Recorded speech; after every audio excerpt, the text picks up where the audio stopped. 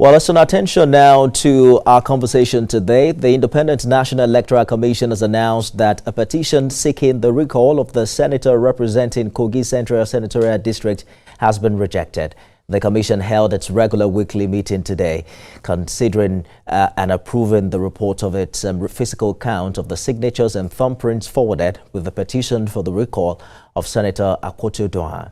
INEC says it ensured the petitioners comply with the requirements for the submission of the petition. It also notified Senator Akpotiuduaghan in writing, copied the presiding officer of the Senate, and also saying that the petition did not meet the requirement of Section 69, subsection A of the Constitution, and no further action shall be taken on the recall of the senator.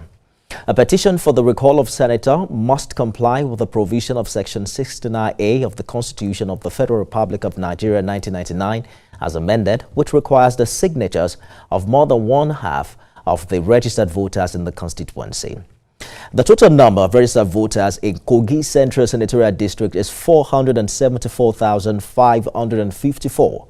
More than one half of this figure, that's 50% plus one, which is 237,277 plus one, which at least has to be 237,278 voters.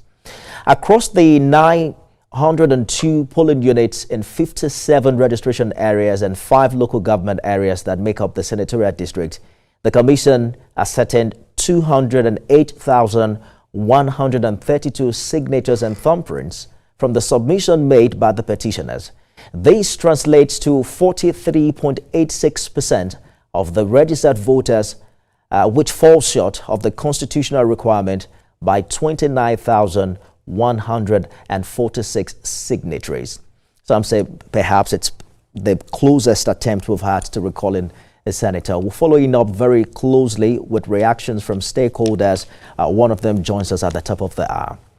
Let's turn our attention now to faraway Edo State, where the Governorship Election Petition Tribunal, which held in Abuja, has affirmed Monday Okpebholo as duly elected governor. The tribunal in 3 respective judgments dismissed the petition filed by the PDP, Action Alliance, and Accord Party. It held that the People's Democratic Party failed to call witnesses to prove its case of overvoting. Let's bring in spokesperson to Dr. Aswe Godalo Ifaluyi-Isibor, who joins me live from our Abuja studio. Also joining us is APC chairman in Edo State, Derek Tenebe. Gentlemen, thanks for joining us on Beyond the Headlines. Thank you for having us. All right, let's begin with Mr. Ifaluyi-Isibor. The tribunal ruled in the unanimous judgment that the petitioners failed to prove the allegations of overvoting and non-compliance with the electoral law. Was this a case of poor strategy on the part of your party? How are you reacting to this? Well, thank you again. Thank you for having me. And what happened yesterday, in our view, was very interesting. And more than just being interesting, it was a complete travesty of justice against the Edo people who came out en masse on the 21st of September last year to cast their votes. And majority of the lawful votes were cast in favor of the PDP's candidate, Dr. Aswe Godalo. And we felt that there was a collusion with INEC and the APC to steal the mandate of the people, and that's why we went to court. And it was very interesting to listen to the judgments yesterday because it fell short of not just our expectation, but it fell short clearly of the Electoral Act. Section 137 of the Electoral Act explains that in a case of non-compliance, oral evidence was not necessary when substantial documentary evidence, originals or certified true copies, were tendered in court to buttress the point of the appellant. And so we were wondering how the judge or the judges were expecting us to present witnesses for the case of non-compliance in over 300 polling units. Were they asking us to present witnesses in all 300 polling units? In the case of overvoting, the electoral law simply states in section 51 sub 2 that wherever the number of vote cast exceed the number of accredited voters, there is clear overvoting, and the presiding officers must invalidate the election at the polling unit level. And so we presented these documents before the tribunal. These were documents certified by INEC. These were forms EC8As. These were a result sheet uploaded on the IREV. And we also tendered beavers extract. A beavers extract is a produce of the beavers machines. So it's just like having an original document and then you have a photocopied document, but a certified true copy. It's as good as the original document. So, Mr. Isibor, sounds like you're saying that yes, the beavers extract is evidence enough to prove overvoting, right? No, my point is this. The beavers extract is one of the documents required to prove overvoting because the beavers machines captures all the numbers of accredited voters who came to vote on election day. And more than that, it captures the photographs of these voters. They are time-stamped. So we know the exact number of people who were accredited, and we also know the exact number of those who voted. So if the forms EC8A is proving overvoting, the forms EC8A as uploaded on IREV is proving overvoting, and the beavers extract, which are a produce, like I said, of the beavers machines, are also proving overvoting as required by law and also for the voters register. How then is it that the judge or the court is asking us to provide evidence or to provide witnesses in 133 polling units to show that's overvoting? So it appears to be whatever evidence you bring before the court documentary does not matter at all. Only the testimonies of your witnesses matters, and that is that contravenes the electoral laws. That contravenes, what the tenets or the ethics and ethos of democracy is. So if a court, a tribunal in this case, made a pronouncement that all the documents tendered by the PDP were INEC documents, more than that, they were all certified by INEC, and the court has accepted all of these documents as evidence as to be admissible in court, but in giving a judgment, you're not basing your judgment on the evidence, the documentary evidence you have, and you're basing it on the fact that we didn't provide enough witnesses. It's not as we didn't provide witnesses. The tribunal was saying they were not enough. And then we're trying to argue that Section 137 of the Electoral Act says that in a case of non-compliance, for example, oral evidence was not required where there was documentary evidence certified by INEC to prove the case. And that was what it was. So we did not even need to produce as much witnesses as we did, but all witnesses we produced spoke to the documents we submitted. Was it overvoting? We had polling unit agents to speak to overvoting. Was it the case of non-serialization? We had collation agents to speak to that. Was it the case of incorrect collation of scores? We had party agents to speak to that. So we are at loss as to what the tribunal really wanted.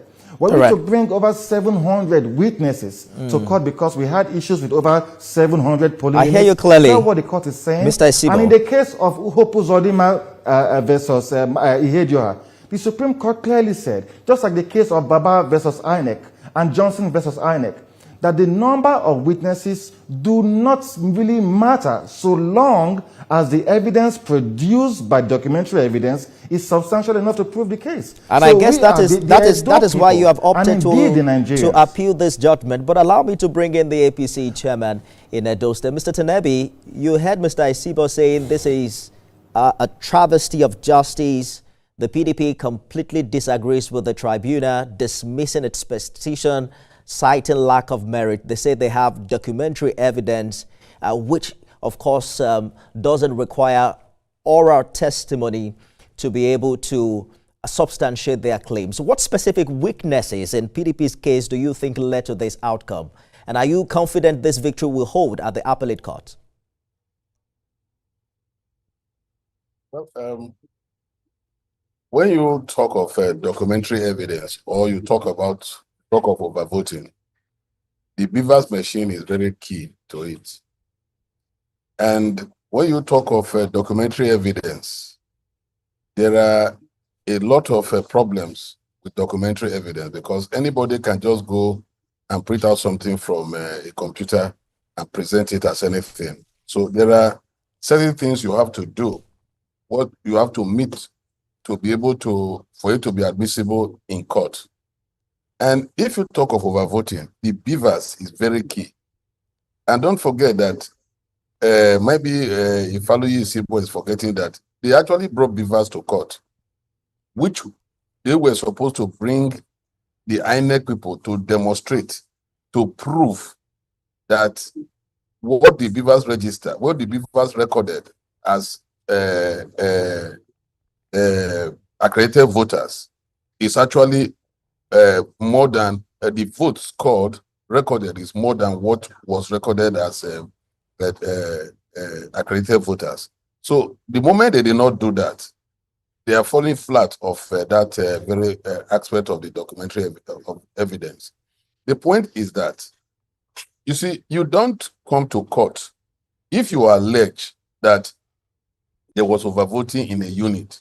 You should be able to bring somebody to speak to it, not just bring in documents to dump, because there are people you bring in documents even if they are admissible from the beginning, but you must bring somebody to speak to those documents to assure that what you are saying tallies with what is actually on ground. The point is, they brought some witnesses. They proposed to call about 150 witnesses, but they ended up calling 19. Out of the 19 witnesses, 15 were ward collation agents and local government collation agents. They only had about 4 witnesses that are unit collation agents, and what they are alleging happened at the unit. And you don't come to court to evidence of hearsay. Somebody just come to say something happened in so and so unit, and you agree to it. That amounts to hearsay. And for you not to, for hearsay evidence to be admissible in court, there are certain things you have to also meet.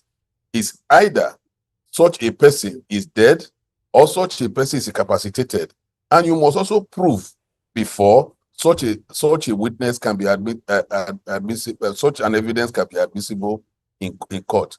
So they did not do all of this. So that's the reason why I think they lost the case. And even if they go on appeal, all these facts are there.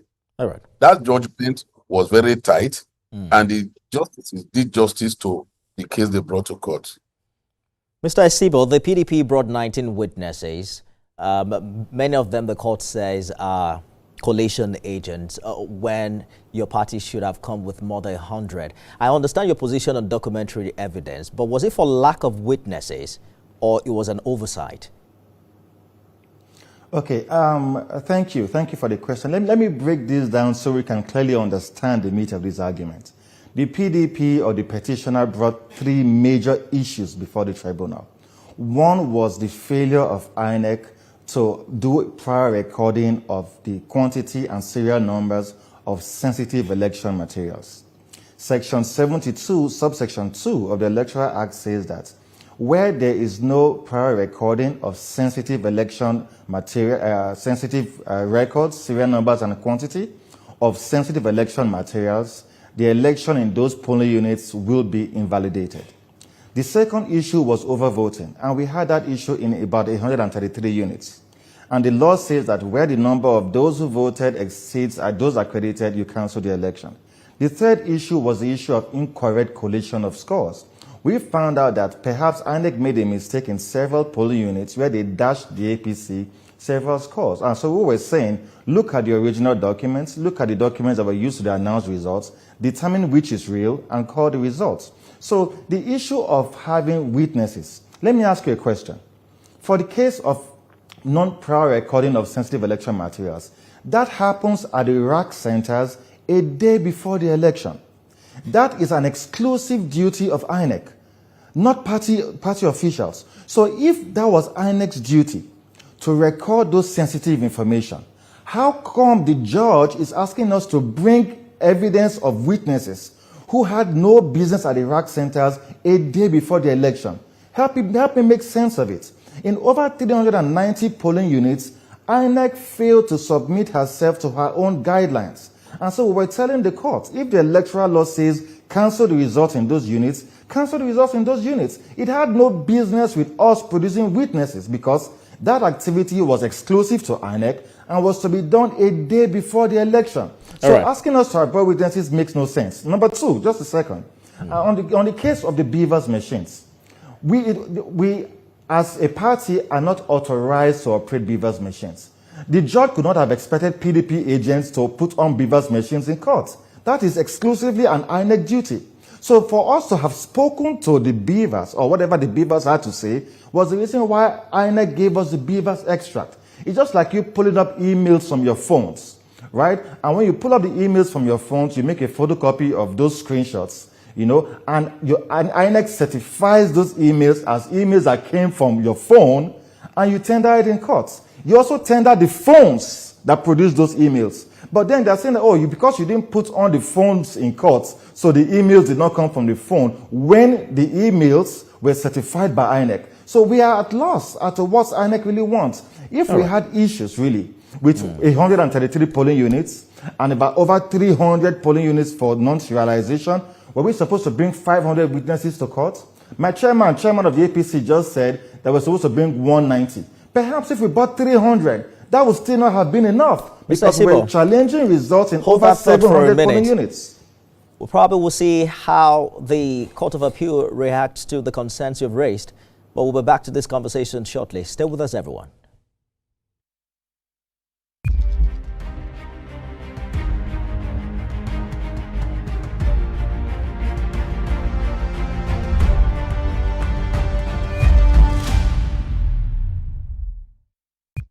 Ogbede Ifaluyi-Isibor is spokesperson to Dr. Aswa Ighodalo. Derek Tenebi is chairman APC Edo State. Gentlemen, thank you for staying the course on the program. Mr. Tenebi, it appears that the litigation isn't over yet from what the spokesperson to Dr. Aswa Ighodalo is saying.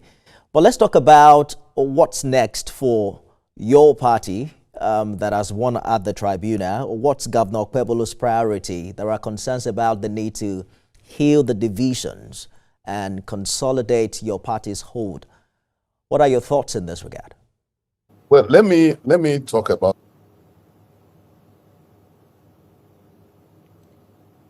it's good for me to talk about that issue. You see, when you bring in sensitive materials to rack centers, every party is supposed to have their agents in that place so that they check properly. So all the agents are supposed to be there. Even to me, as a lawyer in equity, I even feel that aspect of that matter is a pre-election matter to me. Before the proper election. These are issues that might be good to test in litigations. But what we want to do, we have already called everybody to come together for us to join hands together to move the state forward. That's what we are doing. That's what we are saying. We are saying that this victory is not a victory for APC. It's not a victory for Senator Monday Okpebholo. It's a victory for Edo State. And that's the reason why we want everybody to come together, because the entire state came out to vote massively for Senator Monday Okpebholo. That's why we are saying it's a victory for Edo State. That's why we are calling on everybody, irrespective of the political parties, to come together so that we can join hands together to move the state forward. I've also tried to speak to the Ifaluyi-Isibor, because we've been together before, to come together to join hands with us so that we can move the state forward. But if they say they want to go on appeal, fine, we'll still meet ourselves there. An olive branch extended to you, Mr. Ifaluyi-Isibor. I don't know what that smile meant, whether you're taking it or not. But there's also what they call the politics of things.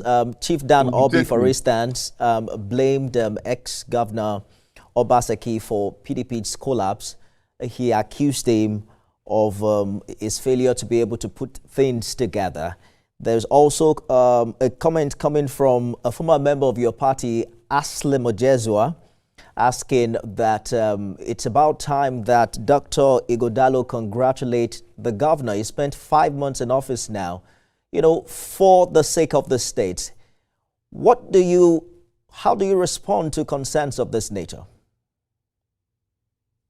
Well, as a party, we are very committed to development and progress of Edo State. I mean, we were in government a few months ago. I was a member of cabinet, so I'm committed to the growth and development of my state. However, we do not have to be in the same political platform, to work well for the state. We can be on our own end, urging them to go on and criticizing when we see that they are derailing, because the prosperity and the well-being of Edo people is of paramount importance to us. But we have a little worry at the moment because we have a case before the courts, and we intend to pursue that case, to a logical conclusion on behalf of the Edo people. It really has nothing to do with Asun Ighodalo or myself, but the mandate that was given to him by the people. So we hold the view, and we hold it very strongly, that let the right thing be done. Let the let the person who the Edo people truly have confidence in, let him be at the helm of affairs of the state. And also, we are worried that even before the judgment was announced,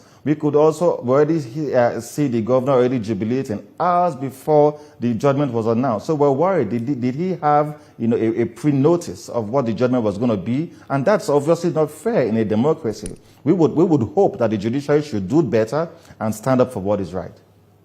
Quickly, you were in government only a few months ago. What do you make of 5 months Okpebholo administration? In 30 seconds. Well, Governor Okpebholo clearly doesn't have the legitimacy of the Edo people to lead them. And that is why most of what you've heard from Edo State has been negative. Of course you will, Mr. Tinebi. Let him finish his thoughts. You will. It's either there are pockets of insecurity day after day, and it appears that there's no clear-cut leadership. There's no clear-cut idea of what the governor intends to do. And so we are thinking that he'll be bold enough to engage the Edo people, to speak to them and to tell them, these are my roadmaps, this is my plan for education, this is my plan for security, this is my plan for agriculture or transportation. It's not just enough for Mr. Tinebi, you have 30 seconds to reply. Quickly. The governor should be able to express himself. Ifaluyi-Isibor said the governor was jubilating before the judgment came. That's not correct. In fact, if the social media was awash yesterday, when they saw me kneel down and I was praying in the morning, and the governor also knelt down and was praying, and he was in court, but Ifaluyi was in court, and he saw the tension in court as I yesterday, because there were a lot of several others that they were taken, that they were taken from. Nobody ever thought where the pendulum was going to swing to.